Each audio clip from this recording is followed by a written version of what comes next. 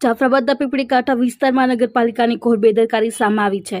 પીપળીકાંઠા વિસ્તારમાં ગંદકી કચરાના ઢગલાથી સ્થાનિક લોકોમાં રોષ। જાફરાબાદ નગરપાલિકાની સફાઈનો અભાવ જોવા મળ્યો।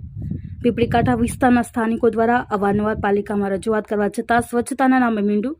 પાલિકાનું સફાઈ વેરો તેમજ ઘરવેરો ભરવામાં પીપળીકાંઠા વિસ્તારના લોકો મોખરે હોય છે, તેમ છતાં પાલિકા દ્વારા આ વિસ્તારમાં સફાઈ કામગીરી કરવામાં આવતી નથી।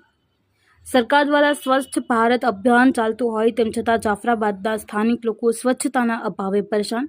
પીપળીકાંઠા વિસ્તારમાં નગરપાલિકા પ્રમુખ અને ચીફ ઓફિસર વિઝિટ કરે તેવી સ્થાનિક લોકોની માંગ। નગરપાલિકા દ્વારા વિસ્તારમાં કાયમી ધોરણે સફાઈ કામગીરી કરવામાં આવે તેવી સ્થાનિક લોકોની માંગ ઉઠવા પામી છે।